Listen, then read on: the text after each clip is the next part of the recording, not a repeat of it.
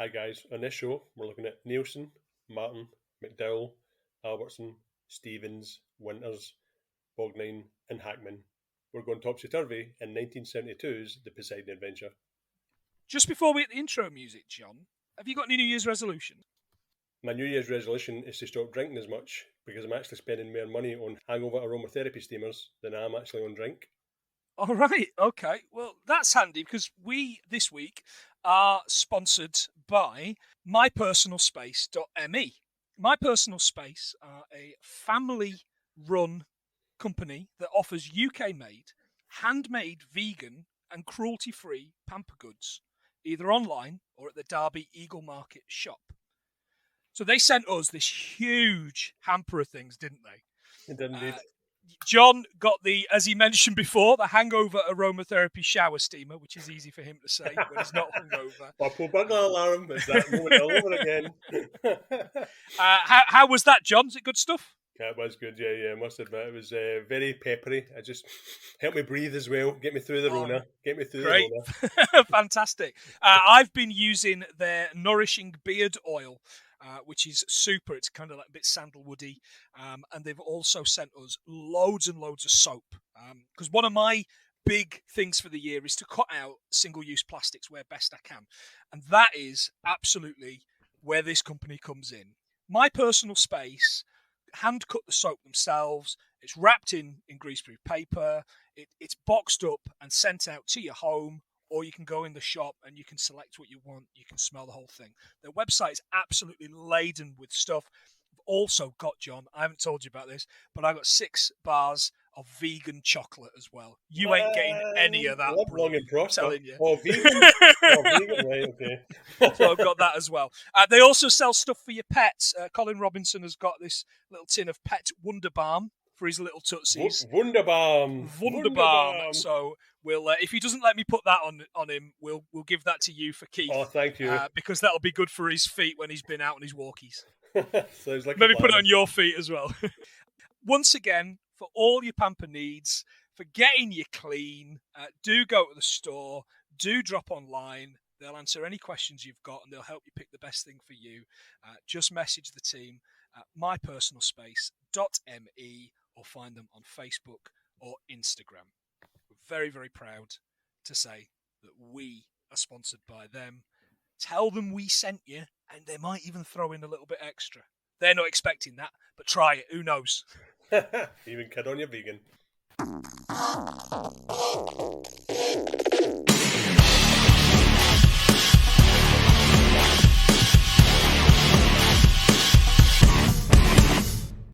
Hello everyone and welcome to this week's episode of 100 Things We Learned from Film.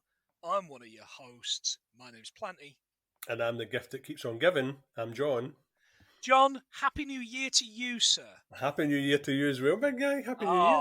Did you have a good Christmas? Well, I've just overindulged. I feel I'm a bit fatter, but I'm going to work it off next year. I say that every year. Yeah, it's been a good Christmas. I've not been too great myself. Injured my back, but I'm getting there. I'm getting back on it. I feel like between us, we've had a very festive podcasty Christmas, haven't we? Yeah, we've been everywhere between us. We have been in a bit. We've been on that Efkin show, which is live now. Get on that for the Are You a Dead quiz.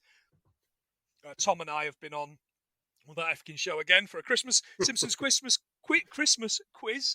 And on the subject of quizzes, of course, I'm sure by now you caught the first part and the subsequent final two parts of the end of year quiz that we did, ripping off Channel 4's The Big Fat Quiz of the Year. We did indeed. With super familiar with the Wilsons and the Belson boys as well. That was so funny. So funny. We had so much fun. And Kirsty was on it as well. So yeah. That was good. The quistress, as we're calling her. Quisling. But as we roll into our third year, Jesus. Can you believe it? Our third year of people listening. Not that anybody listens. Surprised we've not been sued yet. It's coming. It's absolutely coming. Most of them are litigious, aren't they? Let's be fair. Yeah. So we are talking about a wet. 1972's The Poseidon Adventure. 1972. It looks brilliant for 72, John. It really does, yeah. It's held up well. Practical effects do not age. They really don't. Yeah, Matt Payton's don't age either, contrary to what my wife said at the end. She went, "Oh, that looks rubbish." No, it doesn't look brilliant. And Roddy McDowell's bloody accent, hasn't he improved any? Roddy McDowell's accent was atrocious. Was he Scouse? Was he Scottish? Was he Irish? We've got more on that. We have got more on that. We'll have you? Fantastic. I can't wait to hear it. Okay, what else could we have been watching in 1972? Had either of us been born? So, no. So I was 75, so I'd missed all this good stuff. So we've got Battle of the Planet of the Apes. Oh, grim. Vampire Circus. Ooh. Okay. There's a lot of Blackula. There's a lot of going on here. the Blunch Black of Blotra Blame. Because this was the Carry On period, so we had in 1 year we had Carry On Matron and Carry On Abroad. Okay. Carry On Matron's much better than Carry On Abroad. Oh god, yeah. We had The Godfather. We're ending on a high, so we've got The Godfather, The Poseidon Adventure, and Deliverance. One of your faves? Oh, Deliverance, yeah, absolutely. The inspiration for the show. Hell yeah. Fantastic. And if you want to hear me talk about Deliverance, you can do so on Cult Connections. I've done that already. Plug. I know, absolutely. Right, let's crack on. Of course, this is the podcast where we try and learn 100 things from the film that we are talking about. I'm going to run you through. Spoilers abound. We'll talk through the story. We'll hopefully have a couple of giggles, but I guarantee one thing, and one thing alone, you will learn something from this. I absolutely guarantee you'll learn something. Defo, without a doubt. Right, it opens telling us that it's based on a novel, the novel The Poseidon Adventure, written by Paul Gallico. I would assume that's pronounced. Paul Gallico, in case you didn't know, John, published The Poseidon Adventure in 1969. The story was inspired by a trip he took on the Queen Mary ocean liner in 1937. What? During which the ship turned on its side in high waves. This is brilliant, by the way. Several characters didn't make it into the film when the screenplay was written.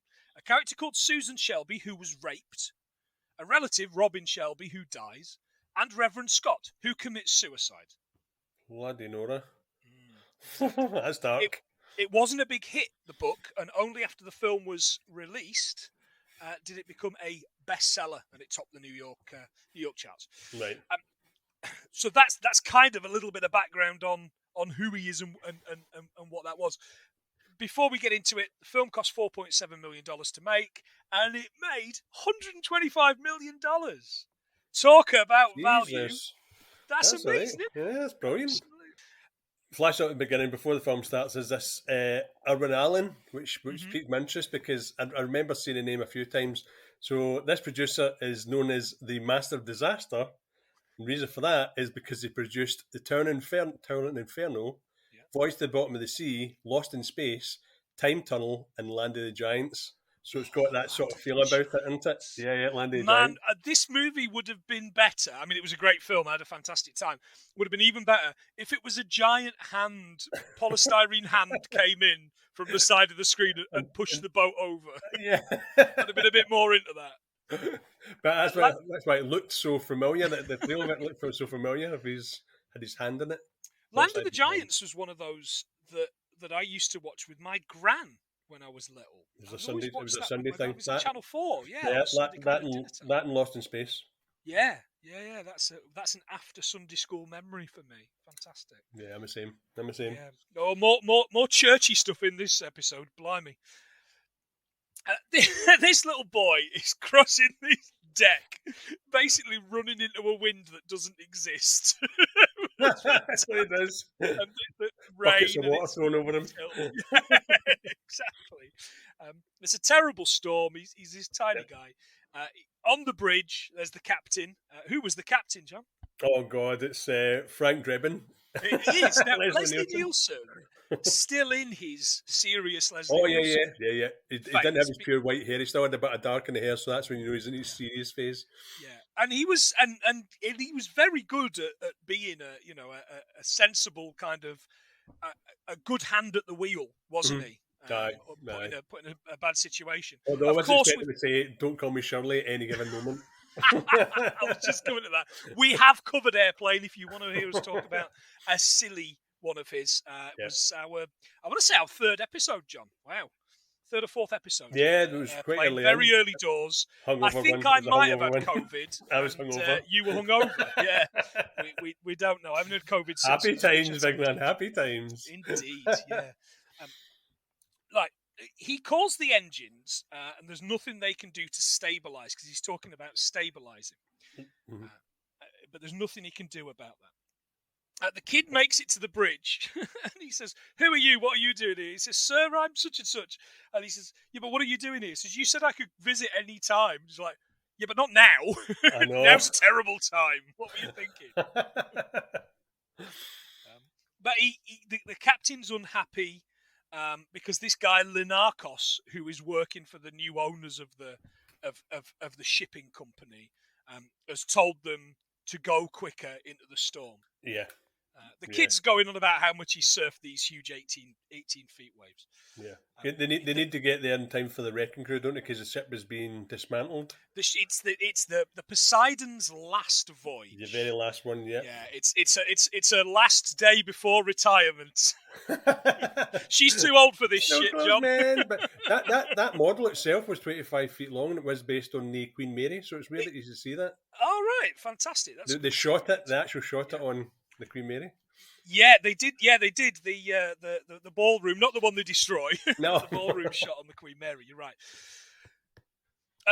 They didn't take on more ballast when they stopped, and which complained. So that they're going from New York to Athens. Now, you can't go on a pleasure cruise at the moment from New York to Athens. I've looked this up. I've tried it. I've looked. Did a bit of looking this up. There was no way to do it. I know how long it will take you to get there, but please tell us. Yeah, so looking at this, so it looks as if to go from the port of Pyros, right? So yeah, gyros. That's those meats in a wrap with a bit of chips in. Yeah.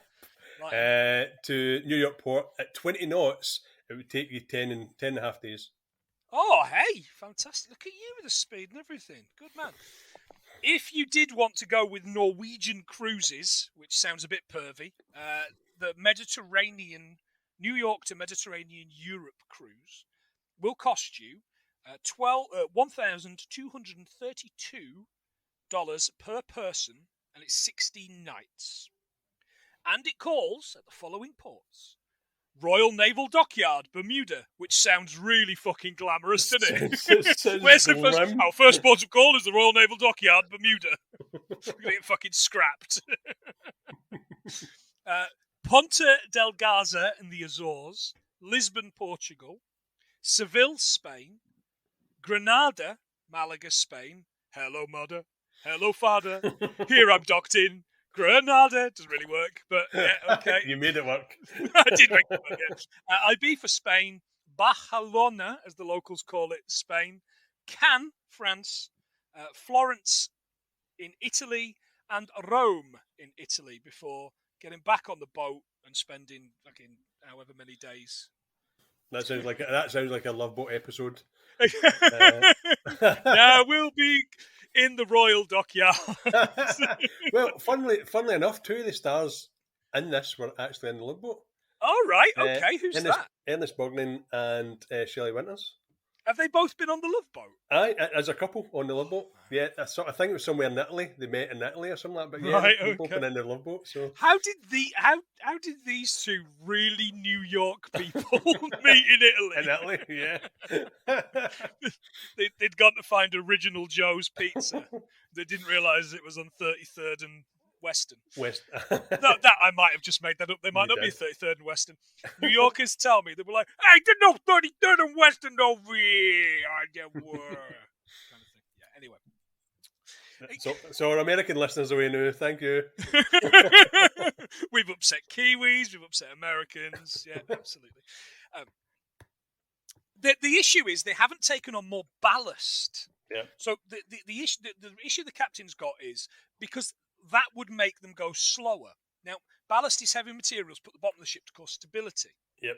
It's the most simple but effective thing I've learned this week. That's what I've got as well, so I'm going to take that out.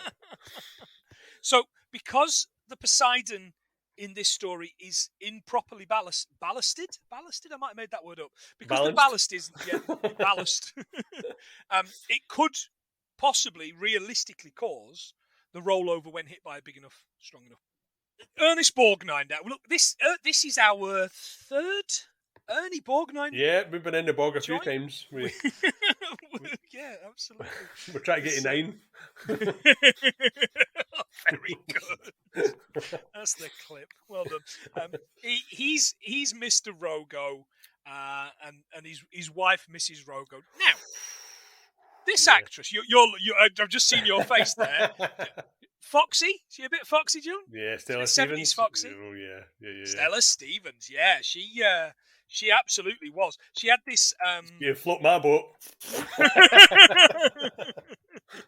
I'd certainly give her a wave. That doesn't work. Yeah. Oh, you ruined it, man. Story of my life. Yeah. She's exceptionally fun, and Ernest Borgnine, being Ernest Borgnine, she's got she's basically seasick. Yeah, the doctor comes in. Yeah. To see her, and he's like, "It's food poisoning, isn't it? It's not food poisoning. Here's some pills for seasickness." Royo's furious, isn't he? He says, "What the hell's she supposed to do with these? She can't keep anything down. What's she supposed to do with these? They're suppositories, Mr. Rogo." And she's like, "I know what I could do with them." Get them out. I didn't realise this because I thought that was just them being a bit dramatic, but it turns out there is suppositories for seasickness. There is suppositories for seasickness. That's not the only cure for seasickness, of course. You can get these kind of like pressure things to put on your wrists, acupuncture pressure. Is that the 2 magnet for stuff? $1.94 on Amazon. Yeah. Mm-hmm. Suppositories, as good as these things are, I might as well stick them up my arse, as Redman says in Trainspotting. Happy times. It's a great movie. Recommended that you don't go for a shit up to 1 hour after taking a suppository. Jesus. You've got to give them time to work. Next morning, Mr. and Mrs. Rosen, right? I'm just going to put it out there. These two particular actors, and I assume specifically that they are Jewish actors. I didn't look into the religion of the actors, but they play it such a very old Jewish couple, and I love them for it. Jack Albertson is, well, what do you know him from, John? Oh, is Charlie Bucket's grandpa? Grandpa Joe, right? Grandpa Joe. Now, I like Grandpa Joe, and I've always been on Grandpa Joe's side, but I'm calling it now, mate. I am calling it as he was basically a lazy bastard, because at the end of that, as soon as he found out he could get some chocolate, he was fine doing it, and then he was fine swimming for bloody 30 seconds underwater. But this freaked me out is well, at the table scene, he's sitting next to this really young, hot, tanned-looking lass, and then we're up dancing. He can not stop himself, but he just wants to snog her. And I thought that was a bit weird. Like, she's a proper young lass, and he went in for the winch. He went in for the winch, indeed. And the thing is, they all know that his grandson is the heir to a massive chocolate dynasty. I suppose, yeah, gold diggers. They're sat on this deck, and Mr. Martin runs by. Now, Mr. Martin was a very strange character to me, because I couldn't quite figure out how old he was supposed to be. Right. I just couldn't. I think, was he meant to be in his 50s? Yeah, because he was certainly pursuing the younger singer, wasn't he? Well, he was, but he wasn't. He was a confirmed bachelor, throughout the whole thing. This actor, Red Buttons, great name. Yeah, fantastic. Red Buttons, real name Alan Chwat. Chwat. But he's profession as well. So his name is Red Buttons, but he's a haberdasher, isn't he? Oh, so yes. It's a haberdasher. Well, for us, it's haberdasher for us in Britain is somebody who deals with sewing stuff like buttons and zips and stuff like that. Yeah. In America, it's a dealer in men's clothes. So it was quite apt. Oh, right. Okay. So I didn't know the difference. Yeah, good man. Fantastic. Yeah, and arguably the hero of the piece, this guy, arguably. Yeah, it's a few times he stepped in. He's not my favourite character, but he's quite likeable. Yep. They're off to meet their grandson in Israel for the first time. So much so that they don't mention the name of the kid at all, at any point. Yeah, never. Yeah, they don't at any just point got say, young grandchild. Avi, we're going to see young Avi. No. There's these two priests talking, and one is Scott, who is the absolute hero of the piece. Yes. Right? Yeah. Best character in the whole thing. Great actor. Who was it? It's Gene Hackman. It's Lex Luthor.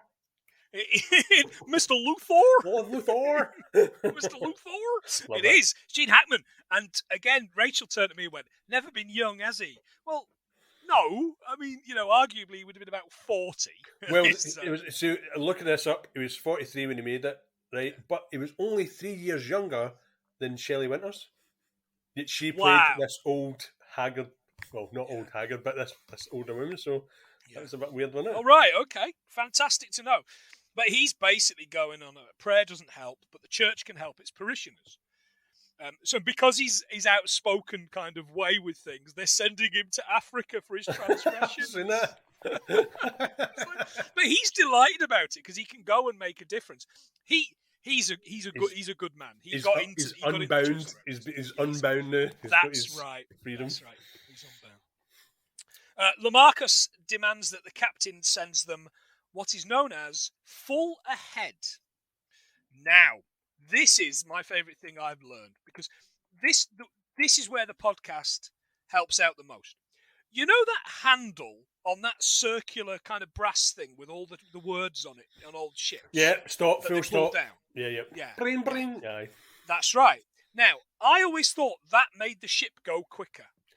It doesn't. Instructions to the room. Yeah. That's it, to the engine room. You're absolutely right. And full ahead is the fastest forward speed possible for a ship. Yeah. Yep. That's it's called an engine order telegraph, listeners. Engine order telegraph. Right. Great bit of kit, that. Fantastic. I was absolutely certain that wasn't what it was for.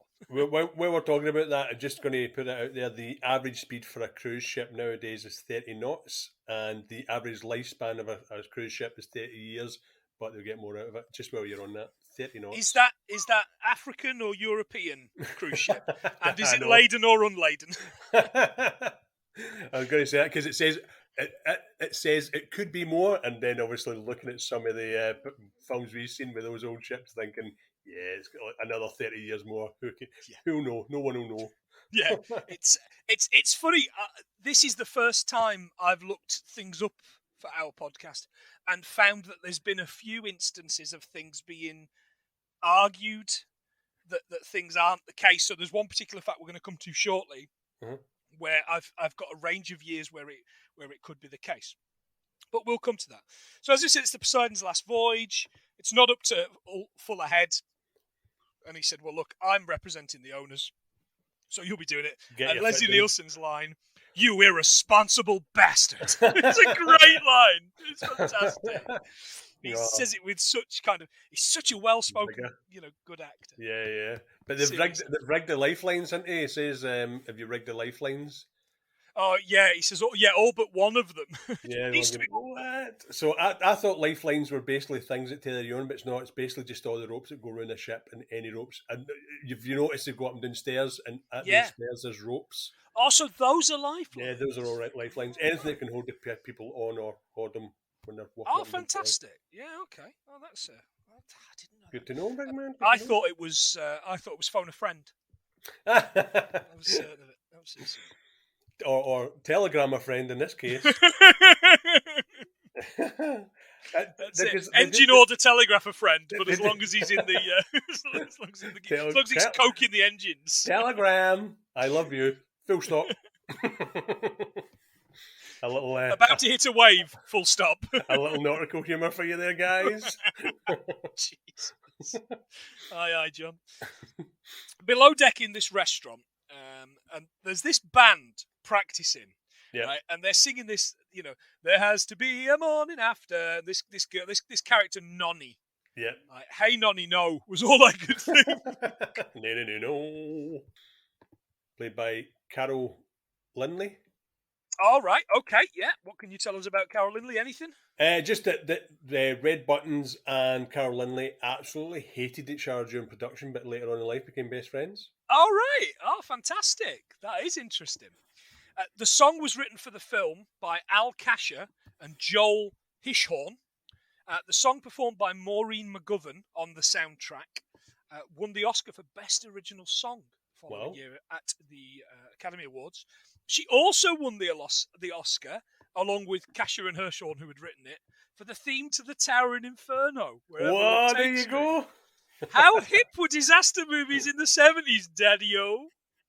I know, just to get nominated for all sorts. Nowadays it's like, oh my god. Fantastic. Because stuff like that now, I mean, look at Skyscraper. Skyscraper was rubbish, right? I know. It was a CG mess. Yeah. And the one... was it The Day After Tomorrow and stuff like that? Just all the disaster that movies now. That stuff's never... I mean, this got nominated for 9 Oscars. I'm going ahead with my facts here, but it's got nominated for 9 Oscars and won 2, right? Mm-hmm. So it's got something about it, and it's well written, and there's peril throughout. Oh, God, yeah. If you're watching The Rock, at no point do you expect that The Rock might die. Because he won't. Because I'm sure it's written in his fucking contract. He's not allowed to. Yeah. Do you know what I mean? Otherwise, all the kids that enjoy Moana would be crying their eyes out. Kill him in Moana. Do that. Fucking why not? Does he die in Moana? I wouldn't have thought so. Is he a god in Moana? He is a god. Yes, he is a god. Self-aired. I've not watched it.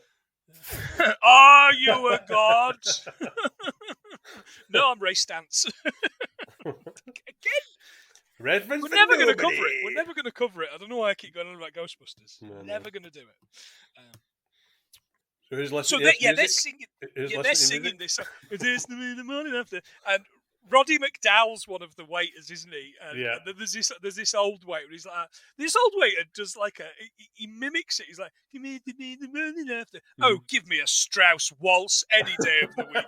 And Roddy McDowell's like, oh, I like it. I rather like it. Right.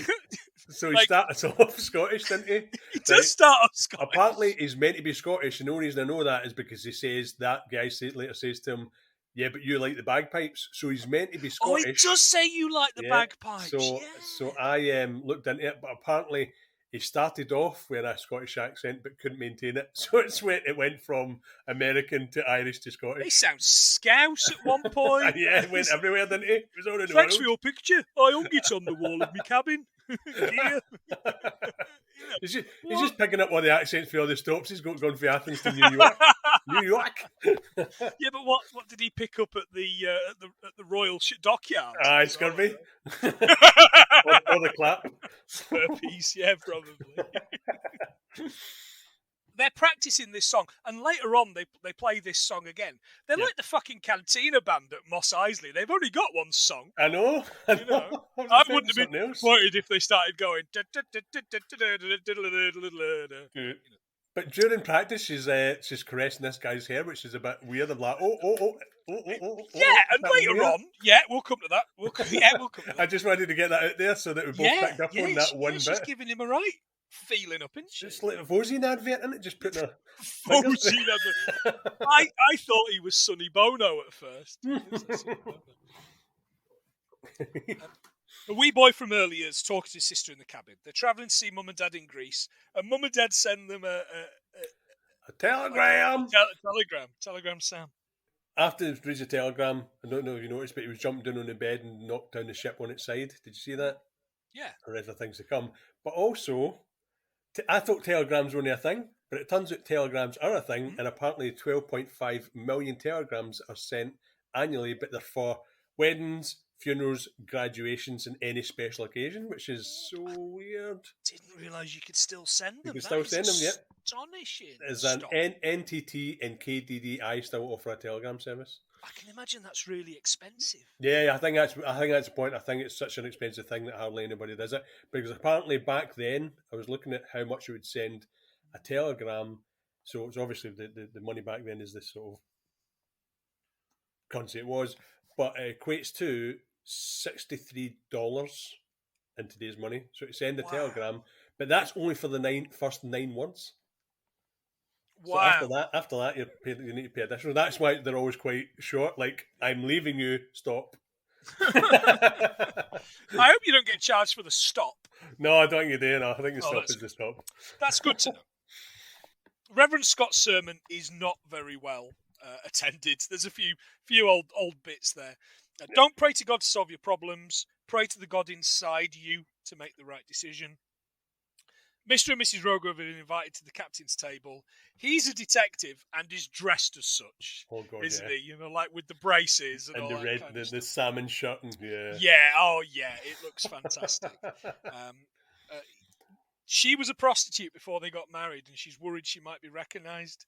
She says, I saw a deckman the other day. He looks pretty familiar, even with his clothes on. Oh, when he's deck out.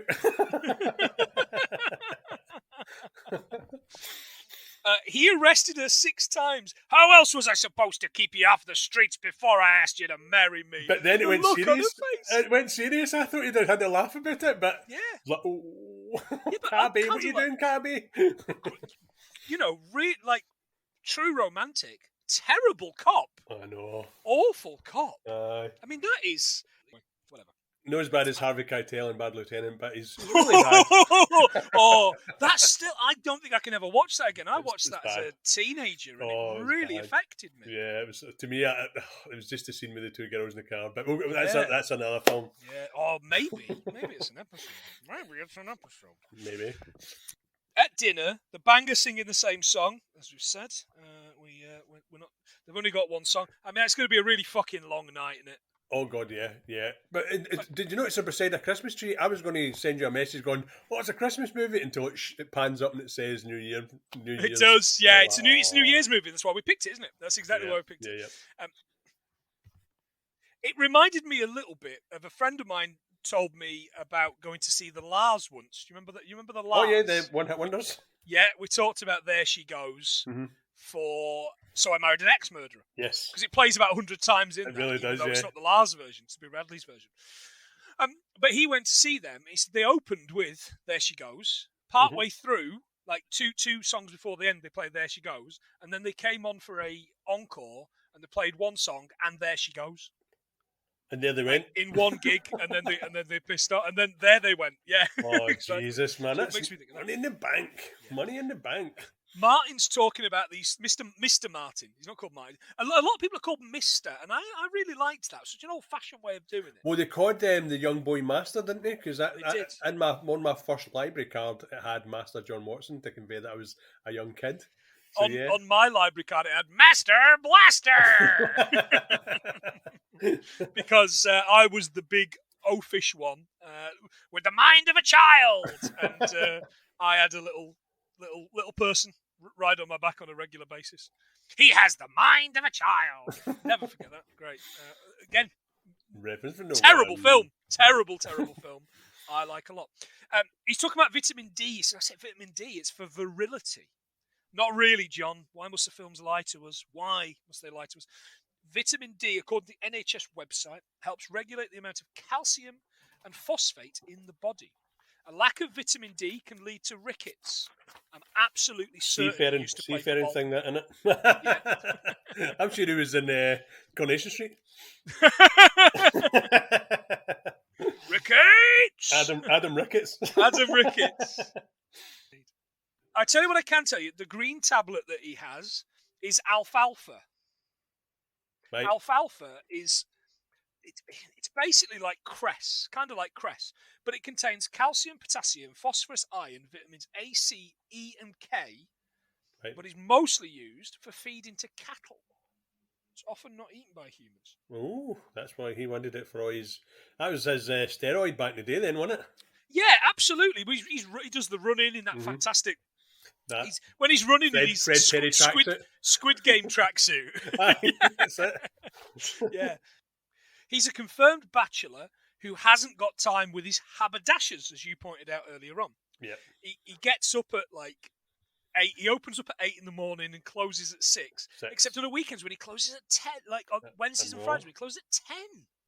That's crazy. Yowza. I mean, know. wow. Fantastic. The Rosens state they never even went to Coney Island until they sold their business, their hardware store. So can you imagine they never got to meet the Warriors? I know I was going. As That's soon as you said me that, the most. all I had my head was come out to play. Rosens, come out to play. Yay. Have a look at my dick. You would be baseball furious, wouldn't you? Oh, if you'd God, worked all those years and you finally got a boat and you go. And as the plane crashed down, he said, "Well, isn't this nice?" It's not ironic, though, Alanis. It's just really shit. The captain's called to the bridge. There's been an underwater eruption. Yeah. This arsehole purser, right? Yes, the purser. This guy, the purser. I'm the purser.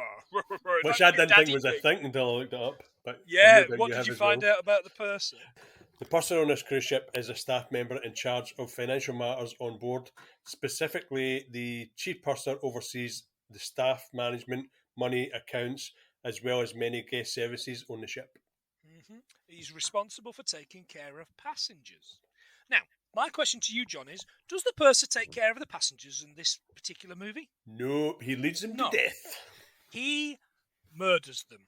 He's the worst purser I've ever seen in my life. He's a terrible person. Yeah. He says that they say, "Oh, well, what do you do?" "Oh, well, I'm a purser.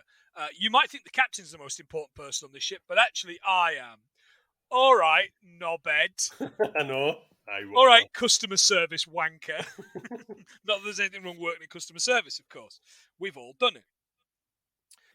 It's midnight, and they're singing Auld Lang Syne. Now, John, you're a Scotsman. You can tell us all about Auld Lang Syne. Who wrote it? Do you know? Oh, man, it was, I'll say the proper name, Robbie Burns. Robbie Burns, 1788. This is the thing I didn't realise.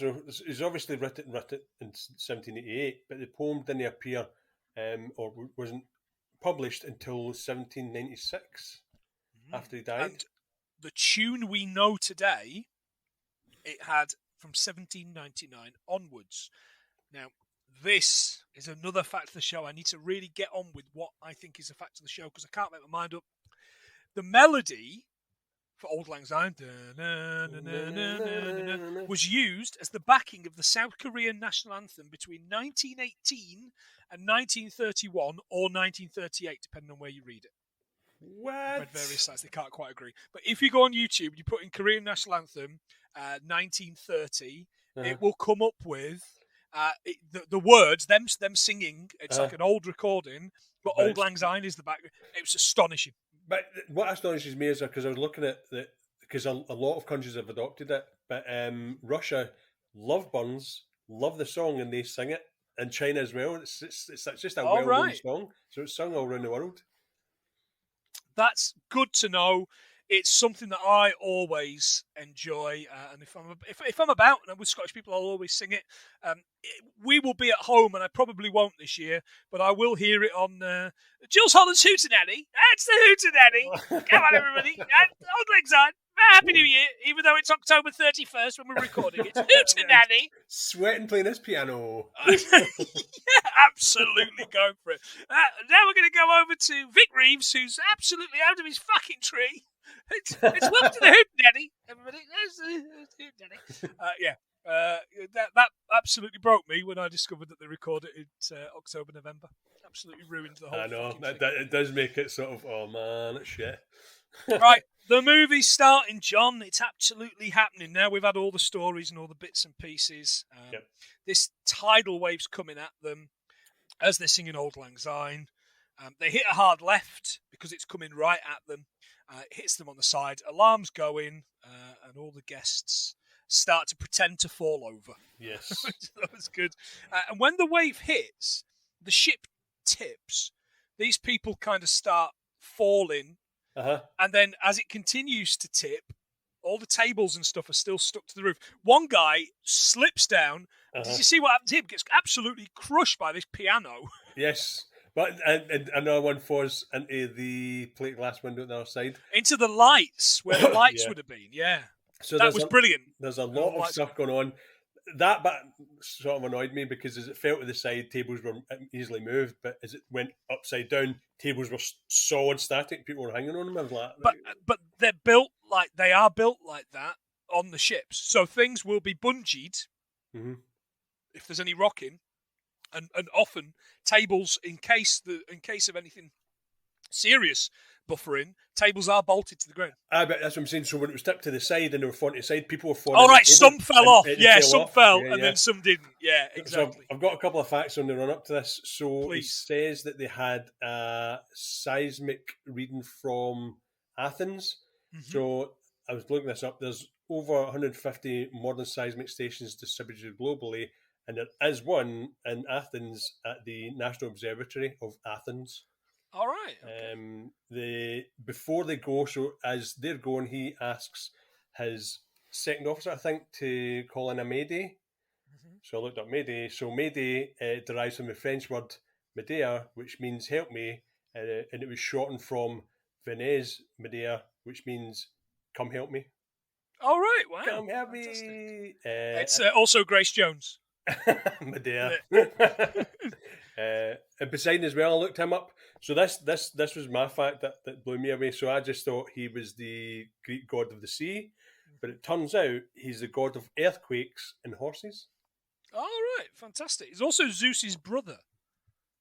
And that Lightning Thief film. Yeah. Oh God! What do you mean real life? Those are bad. They were short-lived, weren't they?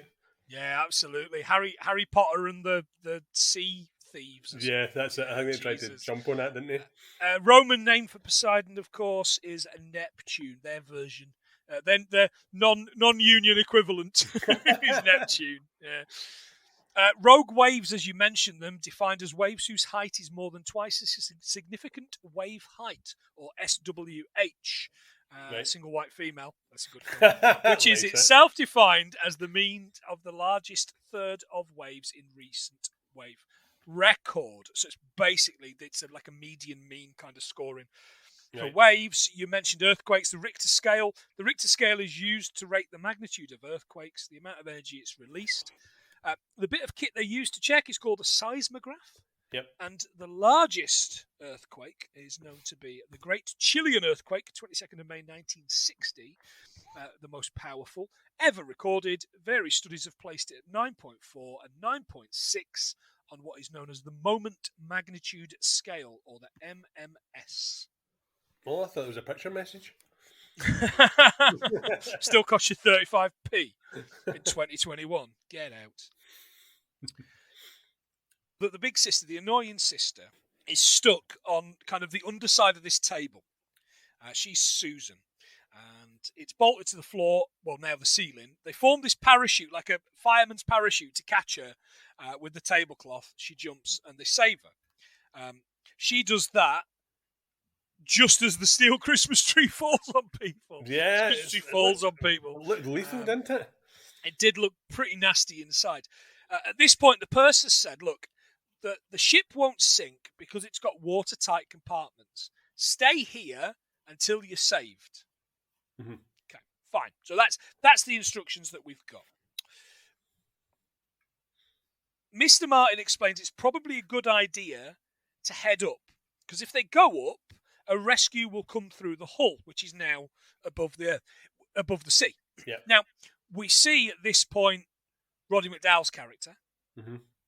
And he's injured. He can't make his way down. His dodgy injured leg. Yeah, absolutely. And his dodgy injured leg's just as bad as his accent. Oh, it's really bad. And he says, "No, I can't make it down." He says, "But we can make our way up to the hull from here." What was his name? Akers, wasn't it? Akers. That's it. Akers. So they decide to head up. The little boy. Genius. A rescue will come through the hull. At the aft, it's only 1 inch thick. So it has to be only 1 inch thick so that you can get the propellers through, the rudders through. Yeah. Yeah. Okay. So it's 1 inch thick, so that's the best place to go to. So they use the Christmas tree to climb up. The purser's kicking off. He's not having any of it. Little Robin is the little boy, and Susan. They go up first of all. Reverend Scott's in charge. Mrs. Rosen says, look, take the necklace to our grandson. And he's like, Mr. Scott, a fat woman like me can't climb. It's kind of like, wow, okay. She's just completely given up. She embraces it. Yeah. He convinces her to do so. There's life up there for her. So does the film. So I don't know if you noticed this. Did you notice what they did with the girls in the film? No. So Susan goes up, oh, you need to take your skirt off. Yes. The singer goes up, oh, take your skirt off. Now, Mrs. Rosen's wearing the exact same kind of skirt. Oh, get up there. Not a thing. Yeah. No, we don't need. We don't need to see your. Ain't nobody got time for that. Corned beef arse. Yeah, exactly. Yeah. Right. Okay. That's the 70s for you. That's sold me. That's niche now. She probably have an OnlyFans. Oh, God, Rosen. yeah. She'd be She'd be making earning millions. more money than anybody else. Absolutely. Definitely. She'd be swimming in it. It's maybe for a little bit later on that one. Now, Mr. Martin finds Nonny the singer and explains, because she's like, "Oh no, my brother won't wake up. No, he's dead. Come on, you've got to come along." Say, "I'm nothing without my brother. He's all right, and I fancy him." Yeah, that's the one that was touching the hair earlier on. That creeped me out a wee bit. Because see the bit where they're actually they're practicing and she walks up and touches his hair. Don't know if you noticed, but the guy behind them playing an instrument gives her such a weird look, as if, why you fancy him and no me? I did not see that. Yeah, no, I didn't. It's just a bit a weird moment. That's its own. That's its own very, very niche section on Pornhub, isn't it? Exactly. That's a category right there. So she's climbing up. She gets stuck. Mrs. Rosen. Reverend Scott pushes her up by the arse. I'm so sorry for being so familiar. Get up there. I think if you think about it, because in 1972, it's still kind of a golden age in cinema. Yeah, for big films, big movies in the States. Yeah, it's big stars. It's such an old-fashioned flick, really, in many ways. There's only a small number of them following. Most are sticking with the purser. Yeah. The old priest is staying with those that won't leave because he feels he's got no choice. Reverend Scott explains there's no one coming to save them. The purser orders people to stay. He's like, "I order you. He knows nothing about this ship." Like, you can't. These people are passengers. You cannot order them. I know. One last appeal, and nobody else is going for it. Right. As they're leaving, there's an explosion of water comes in through the thing. Looks fantastic. Looks great. Yeah. And everybody runs from it. They start climbing up the tree now. Now they're climbing. Climbing, but there's too many of them. So the tree falls. He can't keep the tree. Scott can't keep the tree. So the tree falls and basically crashes to the ground. And there's nothing they can do. So they have to leave them and head through to the galley. Now. Then shut the door as well. Yeah, shut the door behind them. Slowly as well, which made it even more creepy. Yeah, as he's watching them die. Yeah. Cheery this, thanks to the National Accident Helpline, every year about 1,000 people in the UK are injured by their Christmas tree, usually whilst fixing decorations to the higher branches. Around 350 people a year are hurt by Christmas tree lights. What? No mention of anybody being crushed to death by a big metal Christmas tree on a sinking ship. It was a hell of a size. It's a bit niche, though. That. Yeah, absolutely. So Akers says, "We've got to go through the galley to get me lucky charms." Now he's now Irish. Don't we? Do. Hey, but the galley though. Hey, come on. Hey, come Ed. Hey, through the galley. Come on.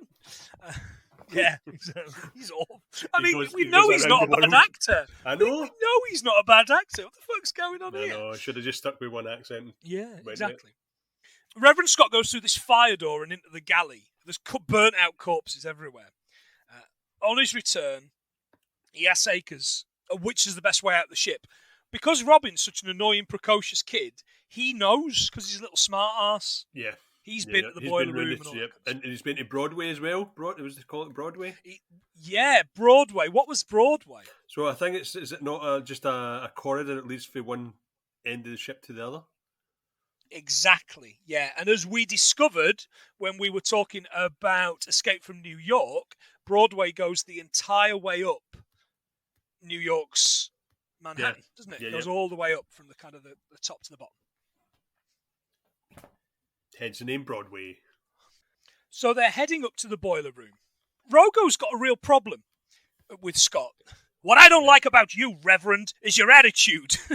Which is come from nowhere. He's doing nothing but being, a good leader. He's always good, though, isn't he? He's like that. Now here, see? Yeah. Maybe you don't like looking at yourself, Mr. Rogo. Great. That's what we say there. Yeah. They pull up Mrs. Rosen on this fire hose up this stairway. Yeah. Like the Travelator on Gladiator. Because he's helping her up into Rogo, but he's standing behind her, like pushing her up. Yeah. And the little boy's like, "Oh, don't worry, Mrs. Rosen. I helped my dad pull a 600-pound swordfish out the water in the Caribbean." Maybe that. Hurry up, you fat bastard. Yeah, come on, shift it, you big old dame. The water's almost caught up with them on the floor below, so it's time to move on. They head up a duct, and Mrs. Rogo's like, "I'm going first in case her fat ass gets stuck in there." And it's kind of like, let's just call her fat all the way through the movie. They really did. You couldn't do it today. No. It was of its time, to be honest. It was of its time. You shouldn't. Mr. Martin's last, and he's being followed by Acres. The vent leads up to this pipeline flooded at the bottom. Now, they've got this ladder to climb. You can help me out on this one. As they're heading up, Robin's like, "Oh, sorry about the 600-pound fish comment." She's like, "All this going on, and this is what you're worried about." Yeah, that's what I thought as well. Like, all the things to worry about. There's this explosion, and I need you to clarify something for me here. This explosion, and Acres falls into the water. Yes. Which looks like it's boiling hot. It looks like boiling hot water. Yeah. And I thought, the first time I watched it, because I've watched it twice this festive season. The first time I watched it, he's boiled to death. Yeah. But then Rogo jumps in. Yeah. To help him. And he can't. So he doesn't boil. I assume it's because of his bad leg he can't swim. Yes, that's what I thought. Yeah. Because he's got a bad leg, he couldn't swim. Fine. That's how I go for that. And that's the end of his terrible accent. So long, everybody. Good boy. That was bad. Yeah, it was. They're climbing up this ladder, this huge ladder, and at the top, they see a group of people being led by the doctor to the bow. Now, we'd seen the doctor earlier on with Mrs. Rogo. By the way, that nurse... Did you? This is one of these little silly facts that you got. That nurse in that scene with gives Mrs. Rogo the tablets. Yeah, that was Irwin Allen's wife. Oh, right, okay. Yeah. I did have that, but I'd missed it. They're heading to the front of the ship because the front of the ship is I don't know what they're thinking is, but they're heading to the front of the ship. So that's the point. So they're following the doctor. The doctor won't listen that it's the wrong way, in spite of the fact that Scott's told them. Scott yells that Rogo should have been looking out for Acres, and Reverend Scott explains he'll lead them to the back of the ship, but Rogo gives him 15 minutes or they're following the doctor. Yeah. So Scott comes to a dead end. Turns out Susan's followed him. They're not giving up. Mrs. Rosen, they're looking for bits and pieces, aren't they? They're looking for kind of food and things that they can use, first aid kits and things like that. Yeah. Mrs. Rosen says, "I hope if anybody's saved, it's the two children." And I'm going, okay, that's nice. Sweet. He's a likeable character, but not a very likeable actor, as we all know. Scott and Susan find a ladder up and head back. She really fancies him, didn't she? She does, yeah. She's got a real crush on him, but he's the hero. So he says, "Look, I'm going to go up this ladder, and this will take me to the bridge, and we'll see. You go back and tell them, and if I'm not back in 15 minutes, absolutely go back." Aye. Nonny and Mr. Martin find this barber's set, which looks brilliant upside down, completely untouched. Looks super. Nonny says she can't go on without Teddy or Freddie or whatever he was called. Martin says, "Look, in time, you'll see. You'll learn that you are better than you think you are."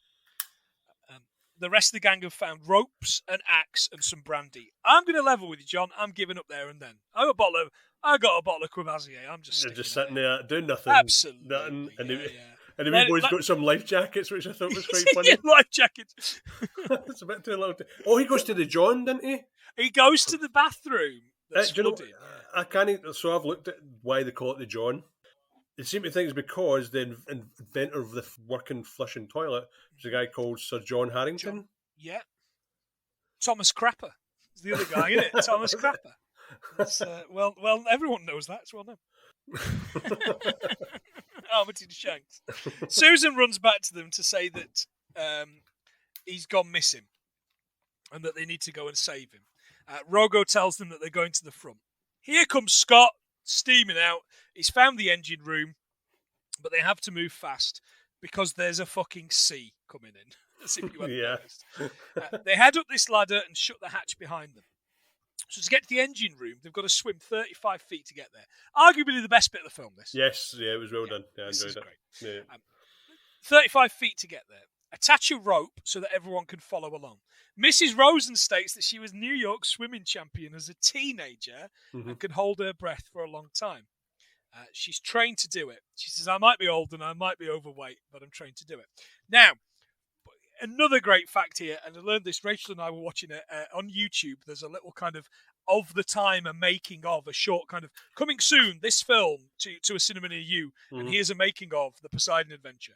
And they're kind of doing a bit on the set and things. And when they're asking Shelley Winters, she says, oh yeah, I'm a very good swimmer. I was taught to swim by Johnny Weissmuller. Do you know who Johnny Weissmuller is, John? Is he an Olympian? Correct, Olympian and the original Tarzan. Oh, wow. In those black and white Tarzan movies. Yeah. Well, that's a good one, isn't it? You like that one, that's good. I enjoyed. You would. Wiseman's. Mrs. Rosen swims through. Oh, because the Reverend stuck, isn't he? Yeah. So the Reverend swims through and we don't hear anything. So Mrs. Rosen just dives in and swims, and she finds that he's stuck under this bit of steel that's not a bit of steel, it's a bit of polystyrene. She saves him. They make it to the other side, and she's a hero, and she's like, I told you, didn't I tell you? And as she's climbing out, she has a heart attack and dies. I know, wow. So weird. It's like, what a way to kill them. It's like, under the water, I'm as light as a feather, and it's like, getting out the water. Should I go out the bloody water then? Yeah. She gives Reverend Scott this necklace to give to her husband because it's got the sign of life on it, and she wants to give that to the little boy. It's called a chai. It's the Hebrew word and symbol that means life, alive, or living, and it is spelled with the Hebrew letters Chet and Yid. Man. Exciting, isn't it? A bit more. It's been a little while since you've done any kind of Yiddish, Hebrew, or Yiddish, or anything like that. Yeah, it's been a while since you've had to crack open the bloody dictionary. Oh, I didn't know. I didn't need to for that. That's not in there, unfortunately. That's not in the dictionary. But the internet saved me on that one. The internet shall provide. The internet provided for these couple of goyms. Yeah. So Rogo swims through to find out what's taking them so long. He sees Mrs. Rosen is gone, is dead. Yeah. And he's talking to, Mrs. Rogan, thank you very much, and kind of grabs him. He's like, oh, God. Oh, shit. Like he's talking to the corpse, isn't he? He doesn't get it at all. So Rogo goes back through, but doesn't explain that she died. Yeah. Says just come through. So they kind of go through. Except Nonny explains that other than being a pitiful character, she also can't swim. Yeah. I mean, she is just... She's the worst, isn't she? The most useless character. And I get you've got to have them. Turns out in real life she's a great swimmer. But, oh, right. Okay. Yeah, I read about that. But it bothers me so much because these two Waynes are brilliant characters. You know, they just get on with it. You know, the kids just get on with it. And this blooming hippie, damn hippie. So as they swim through... Albertson spots that his wife's died. Mrs. Rosen is there. But they have to move on because the water is coming, because they're in the sea. They're still in the sea, just in case you'd forgotten, listeners. It's gone on a bit, but they're still in the sea. But yeah, the Martin drags Nonny through, basically. She doesn't have to swim. She just has to hold on to the bit of bloody rope. That's all she needs to do. It's a touching moment for Mr. and Mrs. Rosen. Mr. Rosen needs to be convinced to leave her body. But by who else? It's got to be the Reverend, because he's the hero of the piece. They head up this wreckage, which is like the bloody industrial zone of the Crystal Maze. There's another tremor, and Linda Rogo just falls into some fiery wreckage. Yeah. Just dead. Dead, gone. You can see her jumping. Yeah, you could, yeah. Rogo's like, you took the only thing from me that I ever loved in the whole world. You took my cab! And my hat! So all he ever wanted to do was sit in that theatre and watch the musical. Exactly, watch the men dance. Oh, lovely. Touching moment. There's this broken pipe spewing steam which is blocking the door. And the valves above the fiery wreckage. So screaming at the sky, Scott's like, well, what more do you want us to do? Obviously to God, what more do you want us to do? What he does is he basically does monkey bars onto this valve. He said, do you want another life? Why don't you just take me? And he turns this valve, fantastically strong. By gravity, yeah. Yeah, and there's no way back, so he just drops into the fire. He says, oh, you've got to keep going. You've got to keep going. And then he just drops into the fire and dies. And that's how Hero dead. Yeah. Which, back then would never have happened. And certainly doesn't happen now with the state of the studios as it is now. Rogo basically has to get them through. What kind of policeman were you? You've done nothing but beef and complain. Are you going out with a whimper? is a great line. That's right. Leads them to open the door. Yeah. Robin explains that they're in Shaft Alley. It's the alley that won't cop out when they're sinking all about, I assume. I like it. I like what you did there, mate. I like it. I hope you might. They hammer on the hull and scream as this team cut through the hull. Yeah. These rescuers, how many are there? 6. Like, 6? They look at each other. Anybody else? Anybody from the bow? No, just you. We're just saving you. They get out onto this set. Brilliant map painting and a helicopter. They get in a helicopter and away they go. Great. I had such a good time both times. I'm going to be honest with you. In my head, I got this mixed up with the second one. I was expecting Telly Savalas to look through with his lollipop.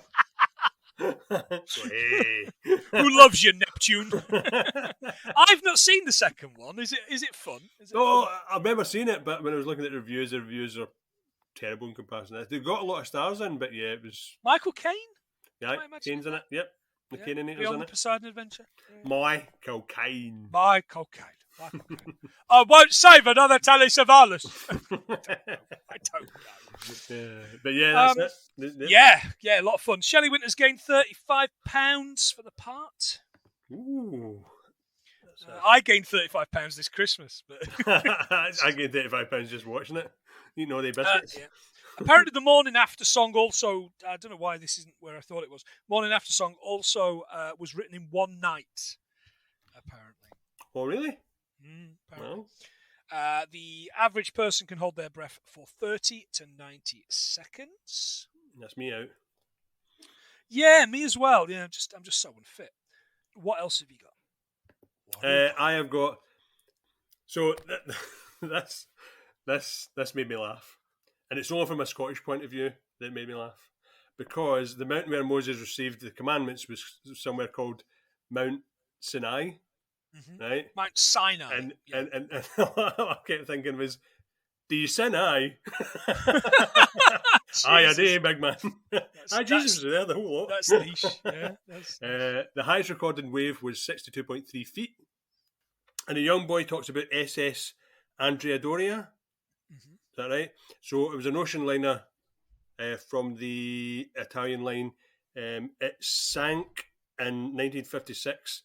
Out of the 1,706 passengers and crew, 1,660 were rescued and 46 lives were lost. Apparently, they're saying it was a collision with 2 boats, but they can't confirm it. So that was the boat that he was talking about. It stayed afloat for 11 days. Oh, that is interesting stuff. Anything else? Do you sin aye? No. Well done. The dining room scene reuses part of the restaurant set from Hello, Dolly, and sets from Cleopatra. How the fuck does that work? Oh, Jesus. Coming at you. Not famous for their Christmas trees, the Egyptians, were they? When lifting the tree, Ernest Borgnine mutters, "Holy fuck, it's heavy." Aye. This was a genuine reaction. It was kept in the film. Yeah, I remember that, actually. Always like those. People that turned down roles. Burt Lancaster turned down Reverend Frank Scott. Oh. Worst film, I would argue, with him in. This one astounded me. Gene Wilder turned down James Martin. I've seen that. Yeah, I've seen that. So, for me, Gene Wilder potentially better. I think so. I definitely think so. All I can think is I'm hysterical. I'm hysterical. I'm wet and hysterical. It's great. That was really good. Producers is a great film. Oh, that's fantastic. Some of the pre-capsize sequences were shot aboard the Queen Mary at Long Beach, California. That's what Doc knew, isn't it? That's right. Yeah, it was in service 1936 to 1967.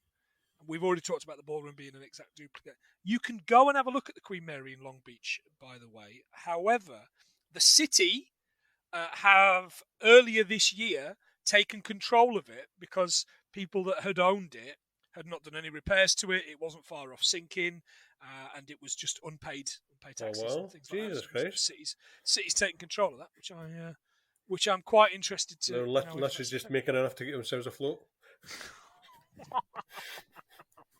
Last one, the Galley is a kitchen or ship. A kitchen in a ship or on an aircraft. That is the lot. What an adventure. What an adventure that was. Yeah, it's a great lot of fun.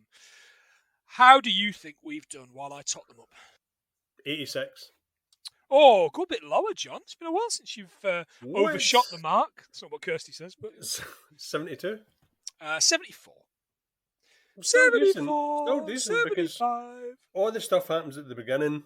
All the bus stuff we got, and then as it happens, there's nothing else to see. Yeah, and look, these are always our worst performing episodes. Ones that are films from before people were born. In one location as well. Always. It's very, it's a very, very bottly kind of. Yeah. It could be, arguably, if it wasn't such a big set thing, it could be a show. It could be a stage show. Mm-hmm. Arguably, I guess. Yeah. In many ways, yeah. So look, listeners, of course, you can find us online wherever you find your podcast, but you know that because you're listening to us. You might be listening to us on YouTube, on our YouTube channel. If that's the case, please like, subscribe, do all that kind of carry on. But most importantly, check out our back catalogue. We've got plenty of disaster movies. We've got a whole heap of festive things, including last year's episode on New Year's Eve, which is New Year's Eve related. That was a much worse film, but it was arguably one of our funniest episodes because we were pained to do it. Get us on Twitter at 100 Things Pod. Get us on Facebook or Instagram at 100 Things Film. We're on TikTok. We're not doing that a lot at the moment, but we will change that in the new year. Most importantly, we are wherever you get your pods and wherever you can leave a review, which you can do on Spotify now. Give us 5 stars on Spotify because it helps us get above all the pretentious film podcasters because we're just a couple of stupid lads. Yeah, who just started this as a way to talk to one another once a week during the lockdown, and now just enjoy the sound of our own voices. As the year goes on, we've got some very, very special programming coming up. We've got a couple of months that are already planned, and we are going to start welcoming on guests eventually. But we were just missing one another, I think. Yeah, it was too long. We went for a long stage of guests, and it was great. I loved it. Yeah. But sometimes you just need to bounce about the banter. If you've messaged us about coming on the podcast, we will get you on. If you haven't messaged us about getting on the podcast, do that. Yeah, absolutely do that. Pay us some money to do so. John, what you got to say?